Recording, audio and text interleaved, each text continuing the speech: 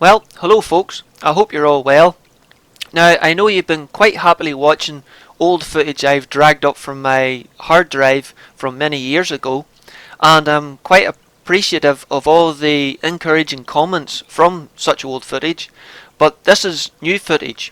It's probably the first new footage I've filmed for this channel as long time, and it's a wee bit different.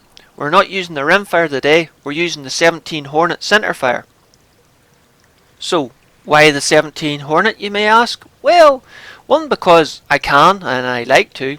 The other is, this is a big open piece of hill ground. Now, I have successfully used a 2.2 rimfire up here before, but there's only one or two areas where the ground is flat enough and the grass is short enough where I can actually set up at 50 yards and actually see a hooded crow.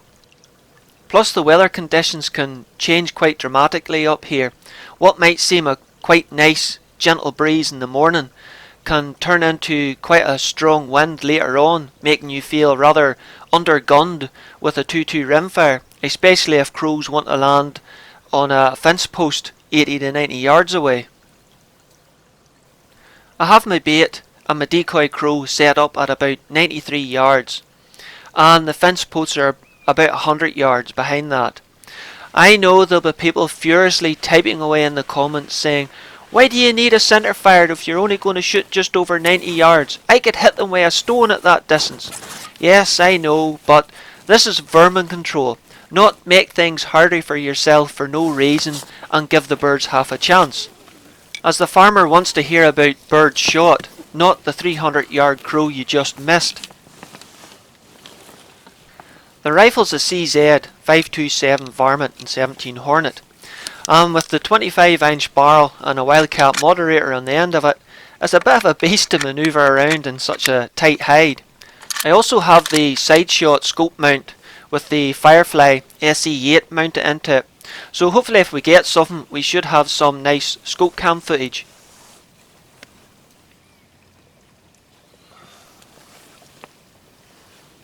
Now, I sat for more or less exactly an hour with neither sound nor sight of a crow, when all of a sudden this boy screamed in from nowhere.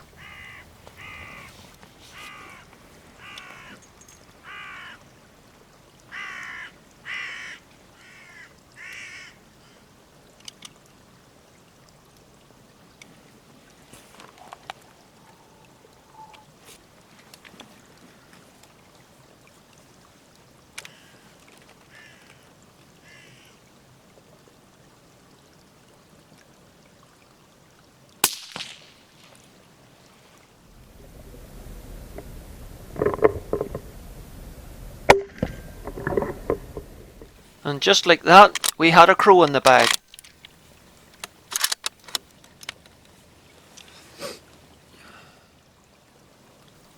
Now, this is why I hate decoying in a field with livestock in it.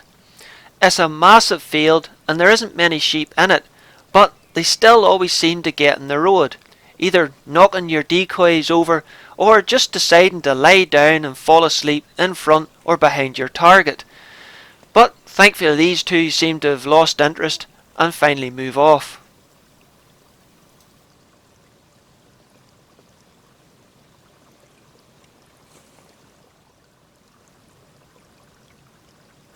Now, I've been sitting for a good hour or more after shooting that crow, again with neither sight nor sound of anything else on the hill, when I suddenly spot a few hooded crows in the distance drifting from the left to the right across the hillside, finally landing on a stone wall and fence line in the distance.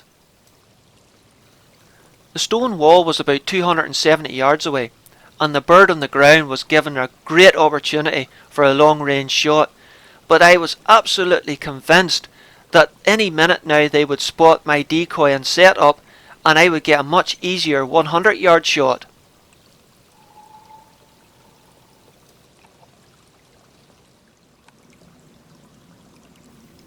But for some reason, after about 5-10 minutes, they all decided to drift back across the hillside towards wherever they came from, without even giving the bait and decoy set up a second look. Ah dear, if I knew they were going to do that, I would have taken that shot. as I have been practising with the rifle out to over 300 yards. I did however notice a couple of magpies mooching around to my extreme left.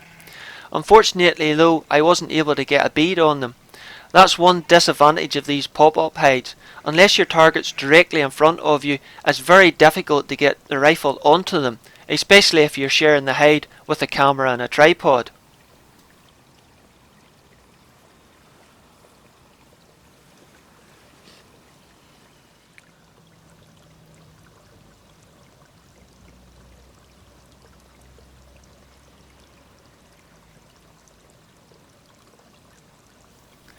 Now, this is an unusual visitor for up here in the hillside, as I'm nowhere near the coastline, though there is a small reservoir nearby. I think it's a greater blackback gull, and I've just checked the BASC website and they are on our general licence here in Northern Ireland, though I've never really heard of them causing any harm up here, though I think the sheep might know something we don't.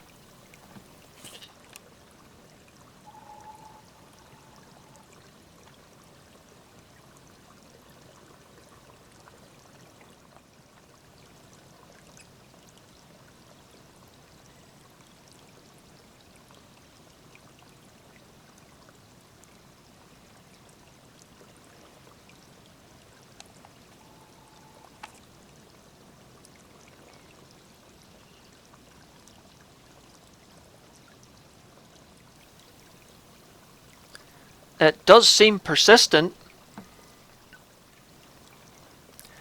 and I don't think it likes the look of the hooded crow.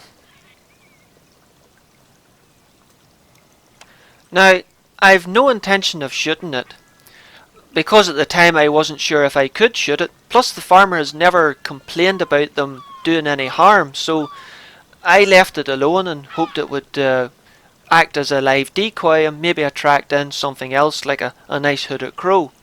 But as you can see, once they find a free food source, they quickly multiply.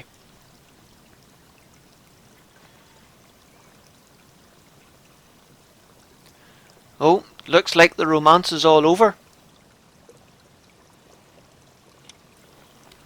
Oh, but who's this who's snuck in through the side door?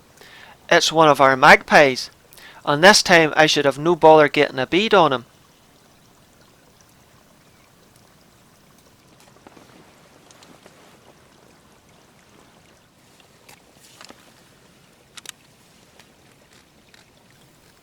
Thankfully he didn't fly too far and landed on a nearby post.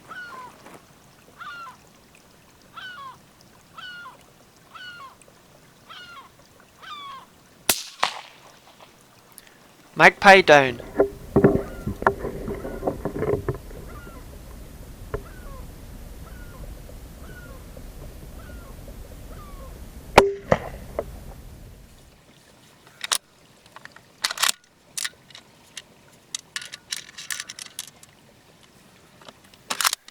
Well, I hung around for a couple of more hours after that, but nothing else appeared, so I decided to call it quits and pack up and go home and get something to eat. Right, let's see how the little 17 done. Ooh. Yep. I was hoping to use this here as a decoy to replace that other one. I guess I should have picked a different caliber.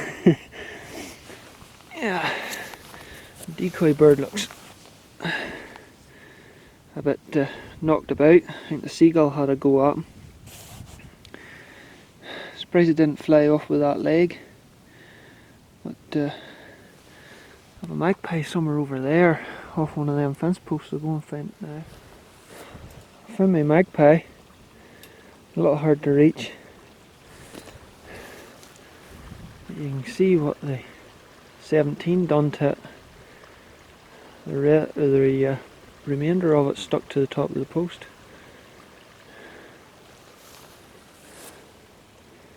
So I definitely think it's dead. I'll just have a wee tidy up here after myself. There's no point laying dead things laying all over the hill.